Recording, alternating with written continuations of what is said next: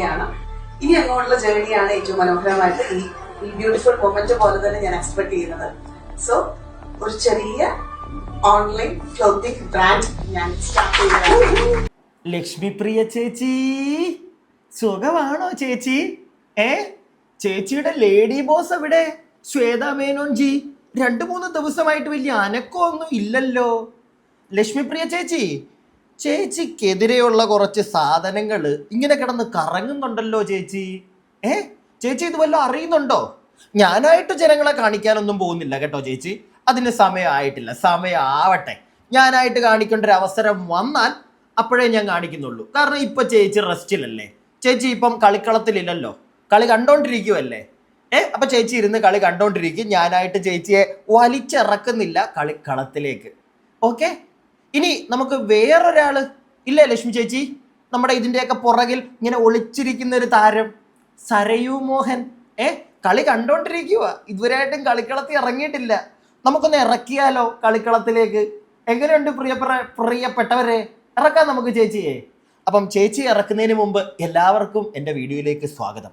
Channel ആദ്യമായിട്ട് കാണുന്ന ആരെങ്കിലും ഒക്കെ ഇവിടെ ഉണ്ടെങ്കിൽ ഒന്ന് ചാനൽ സബ്സ്ക്രൈബ് ചെയ്യുക. കൂടാതെ വീഡിയോക്ക് ലൈക്ക് തരിക. നിങ്ങളുടെ അഭിപ്രായങ്ങൾ എന്തുമായിക്കോട്ടെ വീഡിയോ മുഴുവനായി കണ്ടതിന് ശേഷം കമൻറ്റ് ബോക്സിൽ രേഖപ്പെടുത്തുക. കമൻറ്റ് ബോക്സിൻ്റെ തൊട്ടപ്പുറേ ഹൈപ്പ് എന്നൊരു ഓപ്ഷൻ കാണാൻ സാധിക്കും. അതെന്തായാലും നിങ്ങൾ ക്ലിക്ക് ചെയ്യണം. വേറൊന്നും കൊണ്ടല്ല, ദുഷ്ടശക്തികൾ പല രീതിയിൽ നമ്മുടെ ചാനൽ ഇല്ലാതെയാക്കാൻ ശ്രമിക്കുകയും അവരിൽ നിന്ന് എന്നെ രക്ഷിക്കാൻ നിങ്ങൾക്കേ സാധിക്കുകയുള്ളൂ പ്രിയപ്പെട്ടവരെ.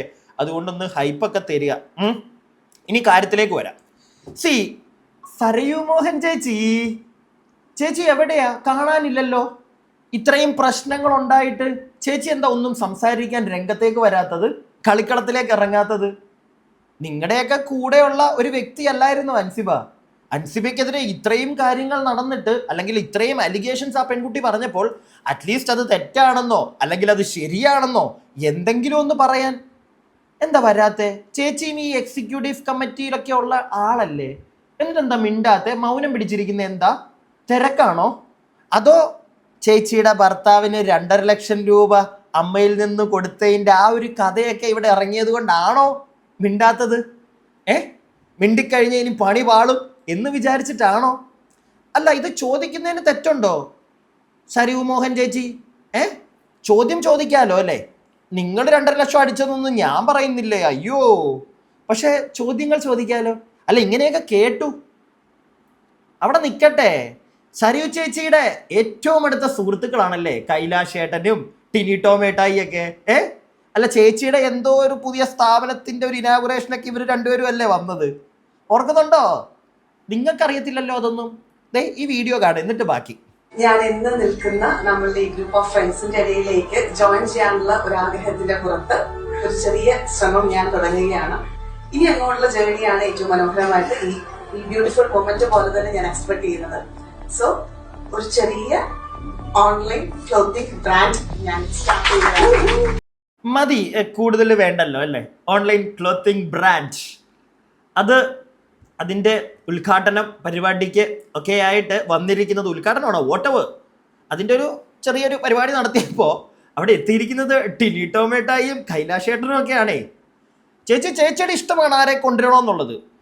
പക്ഷേ അമ്മ എന്ന താര സംഘടനയുമായി ബന്ധപ്പെട്ട് ഇപ്പം നടക്കുന്ന കോൺട്രവേഴ്സികളിൽ ഏറ്റവും കൂടുതൽ അലിഗേഷൻസ് നേരിടുന്ന ഒരു വ്യക്തിയാണ് ടിനി ടോമേട്ടായി. പിന്നെ കൈലാഷിൻ്റെ പേരിലും ഉണ്ടേ, സ്റ്റീഫൻ ദേവസിക്ക് കൊടുത്ത പൈസ അത് കൈലാഷ് മുഖേനയാണെന്നൊക്കെ അവിടെ എവിടെയൊക്കെ ആയിട്ടൊക്കെ കേൾക്കുന്നു ചേച്ചി. അല്ല, ഇങ്ങനെ പ്രശ്നക്കാരാണോ ചേച്ചി മൊത്തത്തിൽ ചേച്ചിയുടെ കൂടെ ഉള്ളത്? അല്ലെങ്കിൽ അവരുമായിട്ടാണല്ലോ ചേച്ചിയുടെ പരിപാടികളൊക്കെ? ചേച്ചിയെ സംശയിക്കുന്നതിനകത്ത് തെറ്റുണ്ടോ? അതും വിട്. ചേച്ചിയുടെ ഹസ്ബൻഡ് മറ്റേ VR പരിപാടിക്ക് വേണ്ടിയിട്ട് 2.5 ലക്ഷം രൂപ അതും കേൾക്കുന്നുണ്ട്. ഞാൻ അവിടുന്ന് ഇവിടുന്നും കേട്ടതല്ല, നിങ്ങളുടെ കൂടെയുള്ള അമ്മ ജനറൽ ബോഡിയിലെ അംഗങ്ങൾ തന്നെ വന്ന് പറയുന്നുണ്ടേ. അല്ല, ഇതൊക്കെ കൂട്ടി യോജിപ്പിക്കുമ്പോഴത്തേക്ക് ചേച്ചിയും അത്ര നല്ല വ്യക്തിയാണോ? സംശയിക്കാലോ. സംശയം ക്വസ്റ്റ്യൻ മാർക്കില്ല ഞാൻ ചോദിക്കുന്നില്ല. അല്ല, ആണെന്നൊന്നും ഞാൻ പറയത്തില്ല. അയ്യോ, ഞാൻ പാവമേ അല്ലേ പ്രിയപ്പെട്ടവരെ, ഞാൻ പാവമല്ലേ? സിനിമയിലുള്ള ആരെങ്കിലും ഒക്കെ ഈ വീഡിയോ കാണുന്നുണ്ടോ? അല്ല, അവർക്ക് ചിലപ്പോൾ കണക്ട് ചെയ്യാൻ പറ്റും. ഏത്? കൂടുതലൊന്നും ഞാൻ പറയാൻ നിൽക്കുന്നില്ല. ഇന്ന് രാവിലെ ഒരു ഇന്റർവ്യൂ ഞാൻ കണ്ടു. ഇന്നലെ എന്തോ കൊടുത്തതാണ് നമ്മുടെ അമ്മയിലെ തന്നെ താരസംഘടനയിലെ തന്നെ ഒരു മെമ്പർ.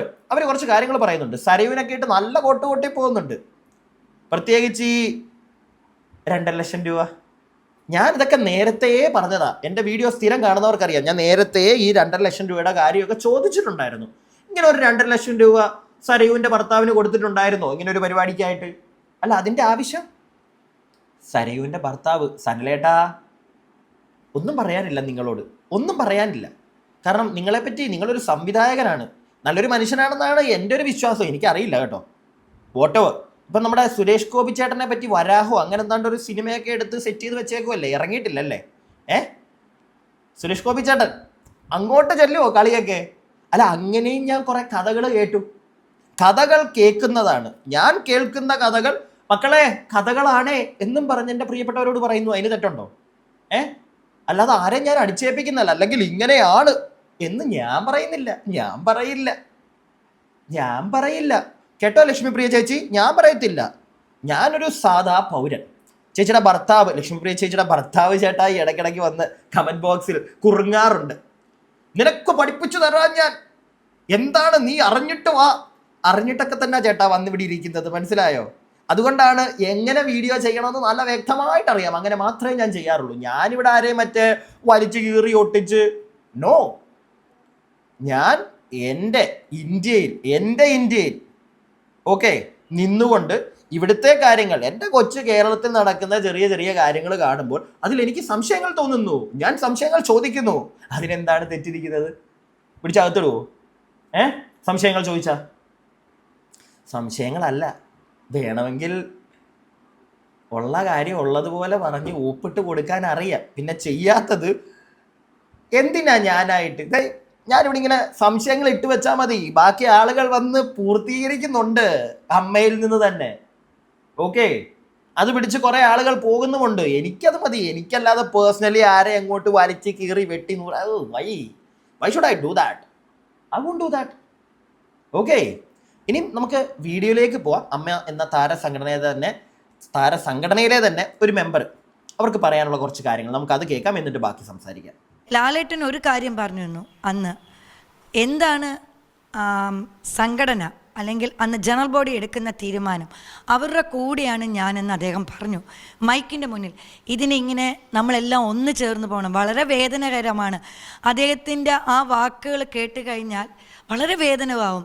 കാരണം ഇതിനു മുന്നേ അദ്ദേഹം പ്രസിഡൻ്റായിട്ടിരുന്ന സമയത്തും അദ്ദേഹത്തിൻ്റെ കൂടെ ആ കമ്മിറ്റിയിൽ എത്ര പേര് നിന്നു. അന്നും അദ്ദേഹം ഇതേപോലെ അദ്ദേഹം രാജിവെച്ചപ്പോൾ എത്ര പേര് അവിടെ രാജിവെച്ചു? അന്ന് അതിലുണ്ടായിരുന്ന കമ്മിറ്റിയിൽ സരയു മോഹൻ എന്ന് പറയുന്ന ഒരു ആർട്ടിസ്റ്റുണ്ട്. അവർ ആ കമ്മിറ്റിയിലുണ്ടായിരുന്നു. അവരന്ന് പറഞ്ഞു ലാലേട്ടൻ രാജിവെക്കണമെങ്കിൽ വെക്കട്ടെ, ഞങ്ങളെന്തിനു രാജിവെക്കണം? സരയു മോഹൻ പറഞ്ഞു. ഇതേ സരയു മോഹൻ തന്നെയാണ് ശ്വേതാ മേനോൻ്റെ അടുത്തും പറഞ്ഞോ ഇല്ലേന്ന് എന്തുറപ്പുണ്ട്? കാരണം ഏറ്റവും സൈലൻറ്റ് കില്ലർ പോയിസനാണ് സരയു മോഹൻ. അത് ഞങ്ങളുടെ അംഗങ്ങൾക്ക് എല്ലാവർക്കും അറിയാം. ആരും അത് പുറത്ത് പറയുന്നില്ല എന്നേ ഉള്ളൂ. സരയു മോഹൻ്റെ ഹസ്ബൻഡിനാണ് അന്ന് കുടുംബസംഗമം തുടങ്ങിയ സമയത്ത് 2.5 ലക്ഷം രൂപയുടെ ഒരിത് കൊടുത്തത്. അത് ഞങ്ങളൊക്കെ ചോദ്യം ചെയ്തു. ഇതൊക്കെ ഞാൻ ചോദ്യം ചെയ്തിട്ടുണ്ടായിരുന്നല്ലേ? അല്ല, ശ്വേതാ മേനോൻജി ഉൾപ്പെടെ പല ആളുകൾ പറയുന്നത് അമ്മയിലെ അംഗങ്ങൾ എല്ലാവരും എനിക്ക് സപ്പോർട്ടാണ്, എല്ലാവർക്കും എൻ്റെ കാര്യങ്ങൾ അറിയാം, ഞാൻ അമ്മ സംഘടനയ്ക്ക് വേണ്ടി അങ്ങോട്ട് എൻ്റെ ജീവിതം അങ്ങോട്ട് ഒഴിഞ്ഞു വെച്ചിരിക്കുകയാണ് എന്നൊക്കെ പറയുമ്പോൾ സംഘടനയിലെ തന്നെ ഇങ്ങനെ 1-2 പേരൊക്കെ വരുന്നുണ്ട്. മെയിൻ ചാനലിൻ്റെയൊക്കെ ഫ്രണ്ടിലൊക്കെ വന്നിട്ട് കാര്യങ്ങൾ പറയുന്നുണ്ട്, അല്ലെങ്കിൽ ഓൺലൈൻ മീഡിയയുടെയൊക്കെ ഫ്രണ്ടിൽ വന്നിട്ട് കാര്യങ്ങൾ പറയുന്നുണ്ട്. എല്ലാവരും ഒരേപോലെ വാ, ഒരു പ്രസ് മീറ്റ് അങ്ങോട്ട് നടത്ത്. എല്ലാ അംഗങ്ങളും അറ്റ്ലീസ്റ്റ് ഒരു 10-30 അംഗങ്ങൾ ഇങ്ങോട്ട് വന്നിട്ട് പറ, ഇറങ്ങിപ്പോ, ബോയ്ക്കോട്ട് ശ്വേതാ മേനോൻ എന്നൊക്കെ പറയാനുള്ളൊരു ധൈര്യം കാണിക്കേ. മനസ്സിലായോ? അങ്ങനെ ആരും ചെയ്യുന്നില്ല. ഞാൻ താരങ്ങളെ ഞാൻ കുറ്റം പറയുന്നില്ല, കാരണം അവർക്ക് എല്ലാവർക്കും അവരുടെ പേഴ്സണൽ ലൈഫ് ഉണ്ട്. പിടികിട്ടിയോ? എല്ലാവർക്കും. ഇപ്പോൾ ലാലേട്ടനാണെങ്കിലും മമ്മൂക്കയാണെങ്കിലും എന്തുകൊണ്ട് ഒരു പരിധിയിൽ കൂടുതൽ ഇതിനകത്തോട്ട് ഇറങ്ങാത്തത്? വയ്യ. ഈ നാണം കെട്ട പരിപാടിക്ക് അവർക്ക് വയ്യ. ലാലേട്ടൻ അതുകൊണ്ടാണ് ഓൾറെഡി രാജിവെച്ച് നേരത്തെ പോയത്. വയ്യ.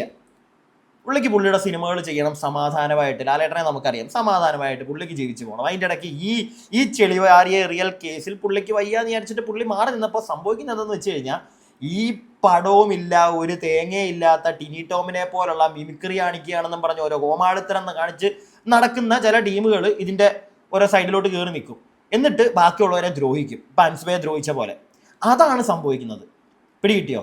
പല ആളുകൾ പറഞ്ഞ്, പല താരങ്ങൾ പറഞ്ഞ് ഞാൻ കേട്ടു, ധ്യാൻ ശ്രീനിവാസൻ, അജു വർഗീസ് ഇവരെ പോലുള്ളവർ വരണം. സത്യം പറഞ്ഞാൽ ധ്യാനൊക്കെ വരണം. ടിനി ടോമിനെയൊക്കെ എടുത്ത് ദൂരെ കളയണം. അമ്മയിലെ ഒരു മെമ്പർ അത് മതി. അതല്ലാതെ ഇവൻ ഈ കൂടുതൽ അങ്ങോട്ട് എല്ലായിടത്തും കയറി അങ്ങോട്ട് മറ്റേ വലിയ സാധനം കാണിക്കുന്ന അതിനകത്തൊന്ന് മാറ്റണം. ടിനി ടോമിനെയൊക്കെ മതി. എന്തിനാണ് ഇവരെന്ത് ചെയ്തിട്ടാണ്? എനിക്കത് മനസ്സിലാവാത്തത്. എടുത്ത് തലയെ വെച്ചുകൊണ്ട് നടക്കുക പല ആളുകളും. വൈ? എന്ത് കാര്യത്തിന്? ഈ ശ്വേത മേനോൻ ജി ഒക്കെ പിന്നെ സപ്പോർട്ട് ചെയ്യാൻ നിന്നാണ് ഇപ്പൊ ആടുപടലം 3G ആയിട്ടിരിക്കുന്നത്. പിടികിട്ടിയില്ലേ? അവൻ കാണിച്ച തോന്നിവാസങ്ങളെ മറയ്ക്കാൻ ശ്രമിച്ചു. എന്തിന്? പല ആൾക്കാരും എക്സ്പോസ് ചെയ്യുന്നുണ്ട്. എന്തിനാ? ആ വ്യക്തി തന്നെ ജനങ്ങളുടെ ഫ്രണ്ടിൽ നിന്ന് സ്വന്തമായിട്ട് എക്സ്പോസ് ചെയ്ത് അങ്ങോട്ട് കാണിക്കുന്നുണ്ട്. ഇല്ലേ അവന്റെ മണ്ടത്തരങ്ങൾ എന്താണെന്ന്? അങ്ങനെയുള്ള ഒരുത്തനെയൊക്കെ സപ്പോർട്ട് ചെയ്യാൻ എന്തിന് ലക്ഷ്മിപ്രിയ? എന്തിന് ഇവരെയൊക്കെ സപ്പോർട്ട് ചെയ്യാൻ ചെല്ലുന്നു? അതുകൊണ്ട് ശ്വേതാ മേനോനും തീർന്നു. അത്രേ ഉള്ളൂ. കഴിവുള്ള അല്ലെങ്കിൽ അത്യാവശ്യം സംസാരിക്കാൻ അറിയാവുന്ന ഒരു വ്യക്തിയാണ് ശ്വേതാ മേനോൻ എന്നാണ് എൻ്റെ ഒരു വിശ്വാസം. പക്ഷെ അത് പോയി. മറ്റുള്ളവരെ സംരക്ഷിക്കാൻ ശ്രമിച്ചപ്പോൾ എന്തിന് സംരക്ഷിക്കണം? അവരുടെ ഭാഗത്ത് തെറ്റുണ്ടെങ്കിൽ അത് പുറത്തു വരട്ടെ. സരയു ചേച്ചി ബാക്കിലല്ലേ, ബാക്ക് സ്റ്റേജ് എന്നുള്ള കളിയുള്ളൂ, ഫ്രണ്ടിലോട്ട് ഇറങ്ങി കളിക്കത്തില്ല. നല്ലതാ. അയച്ചൊരു മെയില് എങ്ങനെയാണ് ഒരു ഓൺലൈൻ മാധ്യമത്തിന് കിട്ടിയത്? അപ്പോൾ എൻ്റെ സംഘടനയെക്കുറിച്ച് എനിക്ക് എന്ത് വിശ്വാസമാണുള്ളത്? ഞാൻ സംഘടനയിൽ, എൻ്റെ അമ്മ എന്ന് പറഞ്ഞ ഓർഗനൈസർ സംഘടനയിൽ ഞാൻ അയച്ചൊരു മെയിൽ എങ്ങനെയാണ് ഒരു ഓൺലൈൻ ചാനലിന് കിട്ടിയത്? എങ്ങനെയാണ് അവിടെ നടക്കുന്ന എക്സിക്യൂട്ടീവ് മീറ്റിങ്ങിൽ പല കാര്യങ്ങളും അവർ വീടുകളിൽ എത്തുന്ന മുമ്പ് ഒരു ഓൺലൈൻ ചാനൽ എങ്ങനെയാണ് അറിയുന്നത്? അപ്പം ഇത് ജനത്തിൻ്റെ മുന്നിലേക്ക്, കാരണം പുറത്തുള്ള ആൾക്കാരും ഇതിൻ്റെ അകത്തില്ല. അപ്പോൾ അകത്ത് പറയേണ്ട കാര്യങ്ങൾ എന്തിനാണ് ഇവർ ഒരു ഓൺലൈൻ ചാനൽ വഴിയും മറ്റുള്ളവരെ കൊണ്ട് ഇവർ പറയിപ്പിച്ചത്? അവിടെ നിന്നാണ് പ്രശ്നങ്ങൾ തുടങ്ങിയത്. കുടുംബസംഗമം എന്ന് പറഞ്ഞാൽ ഇതിൽ ഒരുപാട് അമ്മമാരുണ്ട്. ഒരു മരുന്ന് വാങ്ങാൻ, ഒരു നേരത്തെ ആഹാരം വാങ്ങാൻ, അവർക്ക് എന്തെങ്കിലും അസുഖം വന്നു കഴിഞ്ഞാൽ ഇൻഷുറൻസിന് അത് ഉണ്ടാക്കിയെടുത്ത ഇന്നസെൻ്റ് അങ്കിൾ എന്ന് പറഞ്ഞ പ്രസിഡൻറ്റും ഇടവേള ബാബുച്ചേട്ടൻ, ലാലേട്ടൻ, മമ്മൂക്ക ഒരു ഗ്രൂപ്പ് അതിനു വേണ്ടി പ്രയത്നിച്ചിട്ടുണ്ട്. ഇപ്പോൾ ചാക്കോച്ചനായാലും ആരായാലും പൃഥ്വിരാജായാലും ആരായാലും ആ പ്രയത്നിച്ചവരുടെ ഒരു പ്രയത്നമൊക്കെ ഇന്ന് എവിടെ പോയി? ഞാനും മാലാപാർവതിയും അവരെ അശ്ലീലം പറഞ്ഞു എന്ന്. അവരവിടെ അശ്ലീലം പറയാൻ കാരണം വനിതാ കാർഡ്, വുമൺ കാർഡ് ഉപയോഗിക്കില്ലേ എന്ന് ഞാൻ വിളിച്ചു പറഞ്ഞു. അവർ വേണമെങ്കിൽ ആ വീഡിയോ ഓഡിയോ അവരുടെ കയ്യിൽ ഉണ്ടെന്നല്ലേ പറഞ്ഞു, അവർ കൊണ്ടുവരട്ടെ. പിന്നെ കണക്ക് കാണിക്കൂ എന്ന് പറഞ്ഞു. അപ്പം ഈ പറഞ്ഞു തന്നെയാണ് അശ്ലീലമെങ്കിൽ ഇന്ത്യൻ പൗരന് ഒരു കാര്യം എന്ന് പറഞ്ഞാലും അത് അശ്ലീലമാവോ? അതെനിക്ക് ചോദിക്കേണ്ടത്. ചേച്ചി, നിങ്ങളെപ്പോലുള്ള ആളുകൾ, സ്ത്രീകൾ തന്നെ അവരോട് ചോദിച്ചു ഇല്ലേ, ചോദ്യങ്ങൾ ചോദിച്ചപ്പോൾ അതിനെ അവർ വേറെ തരത്തിലേക്ക് കൺവേർട്ട് ചെയ്ത് വിട്ടു. ഇവിടെ ഇരുന്ന് ഞാൻ ഈ സംശയങ്ങളൊക്കെ ചോദിക്കുമ്പോൾ അവരിനി എന്നെ എങ്ങോട്ട് കയറ്റി വിടുമെന്ന് എനിക്ക് പിടുത്തമേ കിട്ടുന്നില്ല. അത് വേറൊരു കാര്യം. ശ്വേതാ മേനോൻജി പറയുന്നുണ്ടായിരുന്നു അവരുടെ കയ്യിൽ എന്തോ വീഡിയോകളോ വോയിസോ എന്തൊക്കെയോ ഉണ്ടെന്ന്. അവരുടെ കയ്യിൽ ഇരിക്കുന്ന വോയിസ് കഴിഞ്ഞ ദിവസം പുറത്ത് വിട്ട് നമ്മൾ കണ്ടതാണ്. അതോടുകൂടി അവരുടെ കാര്യം ഗോപിയായിട്ടുണ്ട് എന്തായാലും. ഇപ്പോൾ പ്രത്യേകിച്ച് രമേഷ് പിഷാരടിയുടെ ഒരു ഡേർട്ടി ജോക്സ്, അങ്ങനെ തന്നെ പറയണം, ഡേർട്ടി ജോക്സ്. പക്ഷെ ഞാൻ ഒരിക്കലും അതിനകത്ത് പിഷാരടിയെ കുറ്റം പറയില്ല. ഞാൻ ഒരിക്കലും കുറ്റം പറയില്ല. എന്തുകൊണ്ടെന്നാൽ ഞാൻ രാവിലെ ഇട്ട വീഡിയോയിൽ അതിനുള്ള പ്രൂഫ് വെച്ചിട്ടുണ്ട്. ശ്വേത തന്നെ പറയുന്നുണ്ട്, ഞാൻ സംസാരിക്കാറുണ്ട് എൻ്റെ ബോയ് ഫ്രണ്ട്സിനോടൊക്കെ കുറച്ച് ജിങ്കിടി ആയിട്ട്. അവർ തന്നെ അവരുടെ നാക്കുകൊണ്ട് പറയുന്നുണ്ട്. ഞാൻ അറിഞ്ഞത് വെച്ച് ശ്വേതയുടെ നല്ലൊരു സുഹൃത്ത് തന്നെയായിരുന്നു രമേഷ് പിഷാരടി. ഓക്കെ, ശ്വേത അങ്ങനെ സംസാരിക്കുന്നുണ്ടായിരിക്കും, അതുകൊണ്ടല്ലേ പുള്ളി തിരിച്ച് അങ്ങനെ സംസാരിച്ചത്, അല്ലെങ്കിൽ പുള്ളി അങ്ങനെ സംസാരിച്ചത്. ശ്വേത നമ്മൾ കേട്ട വോയിസിൽ സംസാരിച്ചിട്ടില്ല. പക്ഷേ ഈ ഒരു സംസാരം പിഷാരടി സംസാരിക്കുമ്പോൾ ചിരിക്കുന്നുണ്ട് ശ്വേത. അവിടെ അത് മതി. വേറെ ആരെങ്കിലും ആണെങ്കിൽ ചിരിക്കുമോ? നല്ല തെറി പറയും ഇല്ലേ? പക്ഷേ ശ്വേത എന്താ ചെയ്തത്? ചിരിച്ചോണ്ടിരിക്കുന്നു. കൂടുതലൊന്നും പറയാനില്ല. ശ്വേതയുടെയൊക്കെ കാര്യം 3G. മനസ്സിലായോ? നമുക്ക് ബാക്കി കുറച്ചും കൂടെ കേൾക്കാം. അവരെന്തൊക്കെ അശ്ലീല പദങ്ങളാണ് പറയുന്നത്? ആ കമ്മിറ്റിയിലുള്ള ഒരു വ്യക്തി തന്നെ പറഞ്ഞു അവർ ഏറ്റവും കൂടുതൽ അശ്ലീല പദം അവർ യൂസ് ചെയ്യാറുണ്ടെന്ന്. അതിലൊരു നടൻ അവരെ കൊണ്ട് മാപ്പ് പറയിപ്പിച്ചെന്നവരെ പറയുന്നുണ്ട്. ഇപ്പോഴത്തെ രണ്ടുപേർ തമ്മിലുള്ള ശബ്ദ സംഭാഷണം പുറത്തു വന്നിട്ടുണ്ട്. ഒരു ജനപ്രതിനിധിയെ, ഒരു MLA ശ്വേതാ മേനോൻ അഭിസംബോധന ചെയ്യുന്നതൊക്കെ നമ്മൾ കഴിഞ്ഞ കുറേ നാളുകളായി കണ്ടുകൊണ്ടിരിക്കുകയാണ്. ഇതൊരു ശരിയായ പ്രവണതയാണ്? ഒരിക്കലുമില്ല. ഞാനൊക്കെ രമേഷ് പിഷാരടി എന്ന് പറഞ്ഞ MLA കൂടെയാണ്. അല്ലെങ്കിൽ തന്നെ അദ്ദേഹം ഒരു MLA ആണ്. പാലക്കാട് നിന്ന് ജനപ്രതിയായിട്ട് നല്ല വോട്ടോടെ ജയിച്ച ഒരാൾ തന്നെയാണ്. അപ്പോൾ ആർക്കൊക്കെയോ അതിലൊരു അസഹിഷ്ണുത തോന്നുന്നുണ്ടെന്ന് എനിക്കിപ്പോൾ തോന്നിത്തുടങ്ങി. അല്ലെങ്കിൽ അദ്ദേഹം സംസാരിച്ചതിന് അത് റെക്കോർഡ് ചെയ്തിട്ട് സമൂഹ മാധ്യമങ്ങളിൽ പ്രചരിപ്പിക്കുന്ന എത്ര വൃത്തികെട്ട മനസ്സിൻ്റെ ഉടമയായിരിക്കും. അതിട്ട് ആൾക്കാരെയും കുറിച്ച് ഞാൻ പറയുകയാണ്. അതുമാത്രമല്ല, നമ്മൾ സുഹൃത്തുക്കൾ തമ്മിൽ എന്തൊക്കെ സംസാരിക്കും അല്ലേ? അതൊക്കെ പിഷു പിഷു എന്നാണ് വിളിക്കുന്നത്. അത് വല്ലാത്തൊരു പിഷു വിളിയായിപ്പോയി. കാരണം ഒരു MLA ആണ്. ഒന്നെങ്കിൽ പ്രോട്ടോകോൾ നിയമം അനുസരിച്ച് MLA എന്ന് വിളിക്കാം, സർ എന്ന് വിളിക്കാം. ഇതുപോലും വിളിക്കാതെ അദ്ദേഹം അതുപോലും പറയാതെ ശ്വേത ചേച്ചിയോട് പിഷു എന്ന് വിളിച്ചപ്പോൾ തിരുത്താൻ പോയില്ല. അവിടെയാണ് ഇപ്പം എനിക്ക് മനസ്സിലായി, ഈ കാലഘട്ടത്തിൽ നമ്മൾ ആരൊക്കെ എവിടെയൊക്കെ നിർത്തേണ്ടടുത്ത് നിർത്തിയില്ലെങ്കിൽ നമുക്കത് തിരിച്ചടിയാവും. വളരെ മോശമാണ്. ഈ അഡ്ഹോ കമ്മിറ്റി വരുന്നതിലൂടെ തന്നെ വലിയ മാറ്റങ്ങൾ ഉണ്ടാകുമെന്നുള്ള പ്രതീക്ഷ ചില താരങ്ങൾക്കാണെങ്കിൽ പോലുമൊക്കെ ഉണ്ട്. അങ്ങ് പ്രതീക്ഷിക്കുന്നത് എന്താണ്? ഇനി ഈ സിനിമാ സംഘടനയെ നന്നാക്കാൻ ആര് വന്നു കഴിഞ്ഞാൽ ശരിയാകും? കാരണം ഇതെന്തൊക്കെ നടക്കണമെന്ന് നമുക്ക് പോലും അറിയുന്നില്ല. ഇത് ശരിക്കും എന്ന് പറഞ്ഞാൽ യൂത്ത് എല്ലാം പൊയ്ക്കൊണ്ടിരിക്കുകയാണ്. ഞാൻ ഇപ്പോഴും പറയാണ് ദാൻ ശ്രീനിവാസൻ. കാരണം ഇന്നസെൻ്റ് ഞങ്ങളെ പോലെ ബാക്കി കേൾപ്പിക്കാം. യൂത്ത് പൊക്കോണ്ടിരിക്കുന്ന കാര്യം യൂത്തിന് വയ്യ ഈ തലവേദന എടുത്ത് തലേ വെക്കാൻ. മനസ്സിലായോ? വല്ലാത്തൊരു തലവേദനയാണ്. കണ്ടല്ലോ നമ്മൾ ചീഞ്ഞളിഞ്ഞ അവസ്ഥയിലാണ് ഇപ്പം അമ്മ എന്ന താരസംഘടന. ശ്വേതാ മേനോൻ ഇറങ്ങിപ്പോയതാണ്. ഒരു നാണവും മാനവും ഇല്ലാതെ പുറത്ത് വന്നിട്ടിരുന്ന് പോസ്റ്റ് എഴുതിക്കൊണ്ടിരിക്കുക. പോസ്റ്റ് എഴുതുന്നതിൻ്റെ ഒക്കെ അടിയിൽ ശ്വേതാ മേനോൻ അമ്മ പ്രസിഡന്റ്. നാണമില്ലേ? ഇത് പലതവണ ചോദിച്ചു കഴിഞ്ഞാൽ വീണ്ടും ചോദിക്കേണ്ടൊരവസ്ഥയാണ്. കാരണം നമ്മളൊക്കെ കാരണമാണല്ലോ നിങ്ങളുള്ളത് അല്ലേ പ്രിയപ്പെട്ടവരെ? നമ്മളൊക്കെ കാരണമല്ലേ ഈ ശ്വേതാ മേനോൻ ജിയൊക്കെ? അല്ലാതൊന്നും അല്ലല്ലോ. അപ്പം നമുക്ക് ചോദിക്കാം, ചോദ്യങ്ങൾ ചോദിക്കാം. അതിനകത്ത് തെറ്റാണോ? അതിനകത്ത് നമ്മളെ മറ്റേ മുറിക്കുമോ, പിടിച്ചകത്തിടുവോ? ഇവിടെ സാധാരണക്കാരില്ലെങ്കിൽ ശ്വേതാ മേനോൻ ജിയെ പോലുള്ള, സ്വരയിലെ പോലുള്ള, എന്തിനാ നമ്മുടെ ലാലേട്ടൻ പോലും ഇല്ല. ഓക്കെ, അതുകൊണ്ട് നമുക്ക് ചോദ്യങ്ങൾ ചോദിക്കാം. എന്തിന് വീണ്ടും ചോദിക്കുന്നു? ഒരു ഇച്ചിരി നാണോ മാനോ ഉണ്ടെങ്കിൽ തിരിച്ചതിനകത്തോട്ട് കയറാൻ വേണ്ടി ഈ കിടന്ന് കുത്തിത്തിരികൾ ഉണ്ടാക്കുമോ? പുതുതലമുറയ്ക്കൊന്നും വയ്യ ഈ തലവേദന എടുത്ത് വെക്കാൻ. പിന്നെ രമേശ് പിഷാരടിയുടെ കേസ് ഓൾറെഡി സംസാരിച്ച് കഴിഞ്ഞതാണ് ആ ഒരു വിഷയം. ഞാൻ അതുകൊണ്ട് അത് പറയാത്തത്. MLA സാറേ എന്നൊന്നും വിളിക്കണ്ട, പിഷു പിഷു എന്ന് വിളിച്ചോ, കുഴപ്പമില്ല. പക്ഷെ പിഷു പിഷു എന്ന് വിളിച്ചോണ്ടിരുന്നിട്ട് പുഷു എന്ന് പറഞ്ഞ് തള്ളി കൊക്കയിലേക്ക് ഇടരുത്. ആ പരിപാടിയാണ് ചേച്ചി കാണിച്ചത്. അങ്ങനത്തെ പരിപാടി ചെയ്ത് കഴിഞ്ഞാലുള്ള പ്രശ്നം നാളെ ഒരാൾ കാണത്തില്ല കൂടെ. അത്രേ എനിക്ക് പറയാനുള്ളൂ.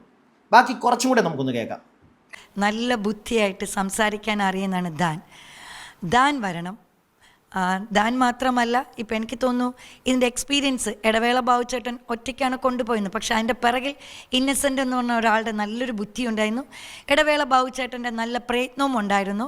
മമ്മൂക്ക, ലാലേട്ടൻ, അതേപോലെയുള്ള പല നടന്മാരുടെയും സപ്പോർട്ടും ഉണ്ടായിരുന്നു. ഇവിടെ ഇത്രയും പേരുണ്ടായിട്ട് അവർക്ക് പറ്റിയില്ല. അപ്പം ഞാൻ പറയണേ, ഇനി യൂത്ത് വരട്ടെ.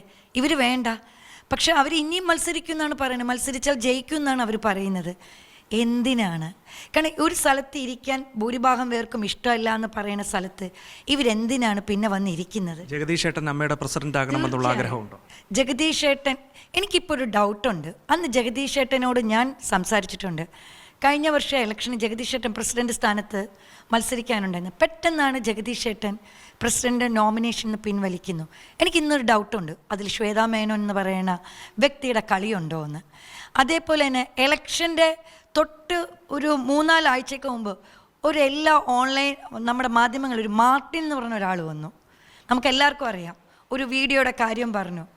അത് ഇവർ ചിത്രീകരിച്ച കഥാപാത്രമാണ്. 2 മാസമായിട്ട് എനിക്കൊരു വളരെ ഡൗട്ടുണ്ട്. വേറെ ഒന്നുമല്ല, അന്ന് അവരും അവരുടെ ഹസ്ബൻഡും പറഞ്ഞു ഞങ്ങൾ അയാളുടെ പേരിൽ 3 കോടി രൂപയുടെ ഒരു കോടതി കേസ് ഫയൽ ചെയ്യുന്നുണ്ട്. ഈ ഇലക്ഷൻ കഴിഞ്ഞ് ഇവർ ജയിച്ച ശേഷം ഈ മാർട്ടിൻ എവിടെ പോയി? കേസ് എവിടെ പോയി? ഇവിടെയൊക്കെ നമുക്ക് ഡൗട്ടാണ്. അപ്പോൾ എന്തൊക്കെ അജണ്ടകൾ ഒപ്പിച്ചുകൊണ്ടാണ് ഇവർ ഈ സ്ഥാനത്ത് വന്നതെന്ന് തോന്നുന്നു. എനിക്ക് തോന്നുന്നു ഇവർ രാജിവെച്ച് പുറത്തു പോയി ഞാനിനി ഇല്ല, അങ്ങനത്തെ ഇല്ല എന്നുള്ള ഒരു ഇമോഷണൽ, ഒരു പക്വതയില്ലായ്മയാണ്.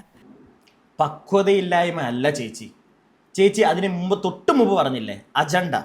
പല അജണ്ടകൾ വെച്ചിട്ടാണ് അവരിപ്പം നിൽക്കുന്നത്. പല ആളുകളുമായിട്ടുള്ള ഡീലിങ്സ് ഇതവർക്ക് ക്ലോസ് ചെയ്യണം.